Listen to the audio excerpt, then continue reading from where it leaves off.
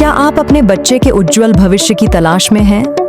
तो आइए Gyandeep public school में। ज्ञानदीप पब्लिक स्कूल क्षेत्र का एकमात्र पूर्णतः अंग्रेजी माध्यम का विद्यालय है, जहां कक्षा नर्सरी से कक्षा 12वीं तक की शिक्षा प्रदान की जाती है।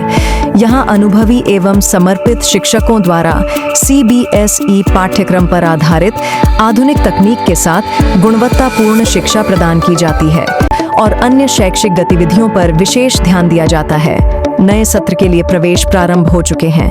जल्दी करें और आज ही संपर्क करें। हमारा पता है ज्ञानदीप पब्लिक स्कूल, बांसी जप्ती माफी, देवरपुर, आजमगढ़।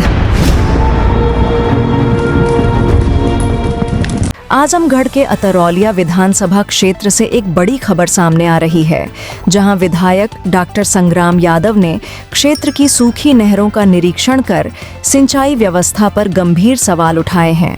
विधायक ने सरकार पर किसानों की समस्याओं की अनदेखी करने का आरोप लगाते हुए कहा कि धान की रोपाई के समय भी नहरों में पानी नहीं पहुंच रहा है, जिससे किसान भारी संकट का सामना कर रहे हैं। आइए देखते हैं यह पूरी रिपोर्ट। बूढ़नपुर तहसील क्षेत्र में शनिवार को अतरौलिया विधानसभा के विधायक डॉक्टर संग्राम यादव ने केदारपुर त्रिमुहानी नहर सहित क्षेत्र की कई नहरों का स्थलीय निरीक्षण किया। निरीक्षण के दौरान उन्होंने नहरों की स्थिति का जायजा लिया और किसानों से सीधे संवाद कर उनकी समस्याएं सुनी। इस दौरान प्रधान नन्हे यादव, जय मंगल यादव, सूच कुमार यादव, उमेश यादव, गरीब वर्मन, सुरेंद्र निषाद सहित बड़ी संख्या में समर्थक और ग्रामीण मौजूद रहे। जो भारत का संविधान है, जहां हमारा कार्यपालिका है, व्यवस्थापिका है, उसी तरह से हमारी स्वतंत्र मीडिया है। और वो स्वतंत्र मीडिया जो सरकार की नीतियां हैं, वो किस रास्ते पर है, उसको लेकर के एक बहस खड़ा करती है। हम आज विवश होकर के आपको यहाँ आने के लिए अनुरोध किए थे कि आप असलियत देखें हो क्या रहा है। इस देश को बनाने में सबसे बड़ा योगदान किसानों का है, नौजवानों का है। आज जब किसान को पानी की आवश्यकता है तो उसको खेतों में पानी नहीं है। ये नहरें जब बनाई गई थी तो इस भाव के साथ बनाई गई थी कि ये समय समय पर किसानों को पानी देंगी, तो कम से कम जो नहर के किनारे के खेत हैं वहां समय से तो बुआई हो जाएगी। तो अगर आज समय पर खेतों को पानी नहीं, हम 15-20 दिन से इस सड़क से जाते आते देखते थे, तो अधिकारियों से अनुरोध करते थे कि आप ऊपर शासन में बात करें बहुत जल्द, क्योंकि किसान को मैं देखता था कि वो खेतों में जद्दोजहद करते हुए दिखाई दे रहा था। वो देखता था कहीं पंपिंग सेट चला करके, कहीं इंजन चला करके, इतना महंगा डीजल लेकर के वो किसी तरह से बुआई के काम में लगा हुआ था। आज 20 दिन हो गया, मानसून जिस तरह से बरसात होनी चाहिए एकदम ना के बराबर है। और तब मुझे विवश होकर के इस बात को सरकार को अवगत कराने के लिए कि हम चलेंगे उन नहरों के पास। अभी हम माइनर के चारों तरफ देखते हुए आए हैं, कहीं भी पानी का बहाव नहीं है। किसान के खेत को कहीं भी पानी नहीं मिल पा रहा, जिसके कारण किसान परेशान है। और दूसरी जो सबसे बड़ी समस्या है, खेतों को पानी नहीं, और जब हमें आवश्यकता है खाद के, तो सोसाइटियों पे लाइन लगी हुई है।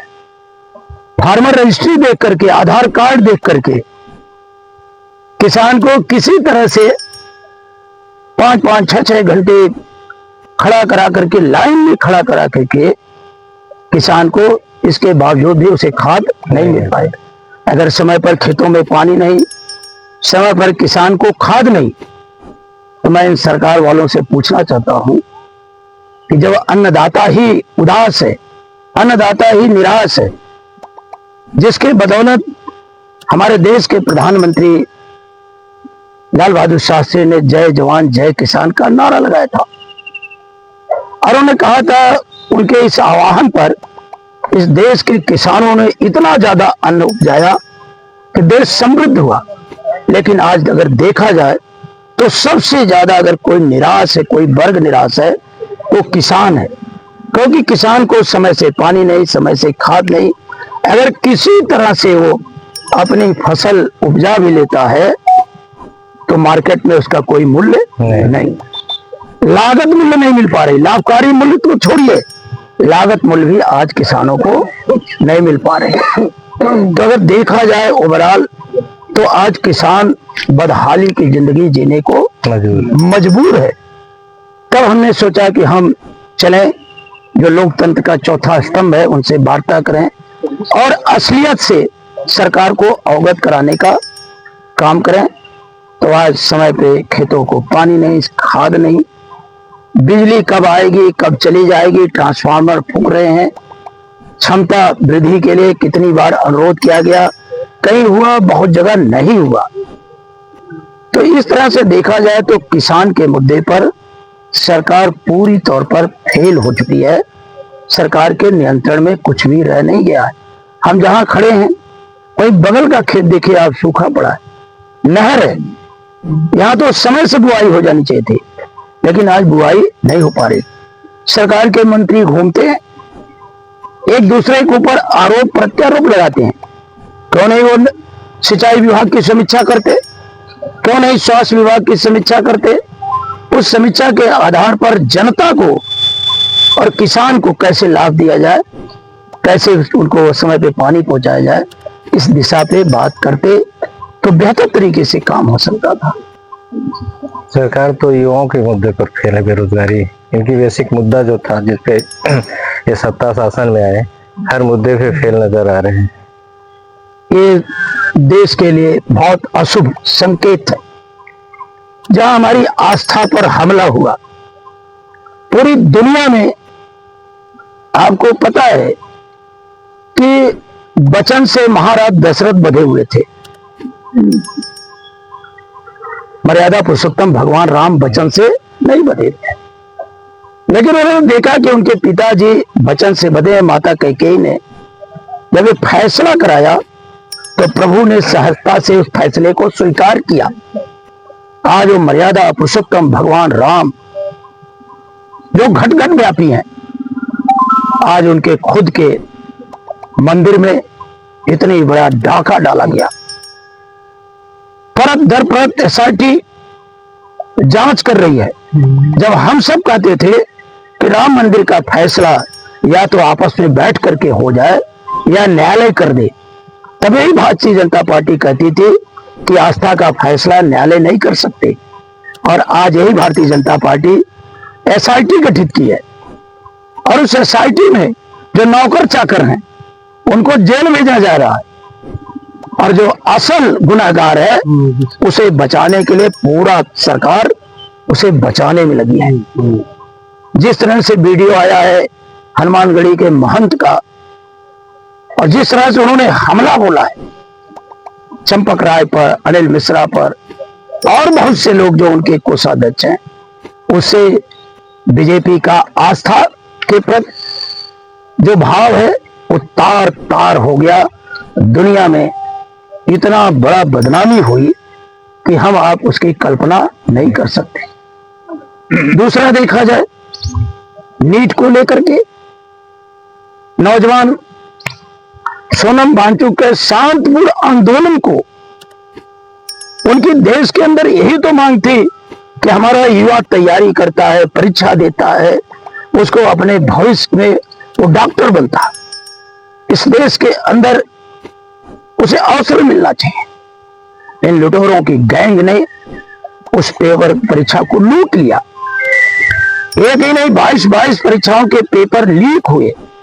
अगर इसकी आवाज बन करके वो दिल्ली के जंतर मंतर पर धरना दे रहे थे, भूख हड़ताल कर रहे थे, पूरे देश में चर्चा बन रही थी, तो आज जैसे जैसे सुबह हुई, शादी वर्दी में आकर के उनके साथ जो व्यवहार हुआ, इससे आने वाले दिनों में जो बड़ी मशक्कत के बाद भारत को लोकतंत्र मिला था, जो भारत को संविधान मिला था, इन दोनों पर इतना खतरा है कि भारत का लोकतंत्र इन लोगों के रहते तानाशाही में बदलता हुआ नजर आ रहा है। युवाओं का भविष्य अंधकार में है। किसानों का तो पूरी तौर पर कमर तोड़ दिया इन सरकारों ने।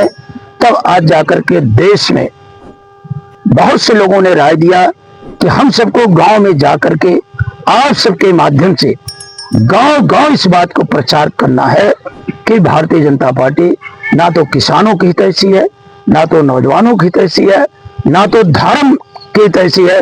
भारतीय जनता पार्टी पूंजीपतियों से घिर करके समाज को केवल आपस में लड़ा करके अपने भले के लिए काम कर रही है।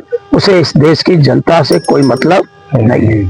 अच्छा, अभी आप आए हैं ये केदारपुर से, ये नहर वाला रोड जो आता है ये भी पूरी तरह से रोला कप्तानगंज रोड की तरह से हो गया है। इसकी 2 बार हमको लगता है पंचिंग की गई, लेकिन वो अभी गुणवत्ता युक्त नहीं हुई। 1 साल में ही फिर गिट्टियां पतली छोड़ दी।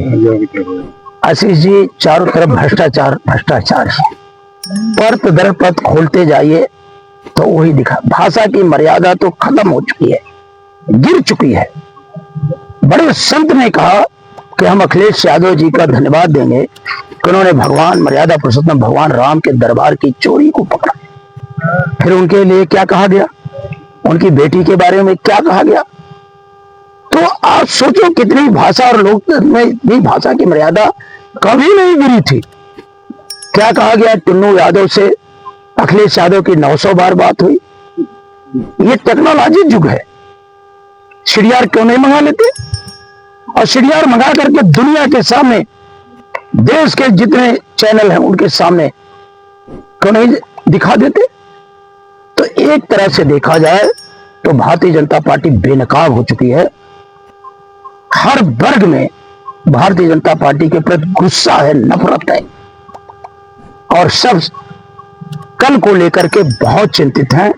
मैं आपको विश्वास दिलाना चाहता हूं कि समाजवादी पार्टी एक परिवर्तन का हथियार बनेगी और संविधान और लोकतंत्र को बचाने के लिए हर स्तर पर जाकर के भारतीय जनता पार्टी की पूंजीवादी नीतियों का विरोध करेगी। और किसी भी वर्ग के छात्र नौजवान हों, उन्हें कैसे अवसर मिले, कैसे वो आगे बढ़े, उस दिशा में काम करेगी। ठीक। इसके प्रायोजक हैं एडवांस कंप्यूटर, निकट इंडियन बैंक, बूढ़नपुर, आजमगढ़। यदि आप अपनी बच्चे को कंप्यूटर की उत्तम शिक्षा देना चाहते हैं तो तुरंत संपर्क करें।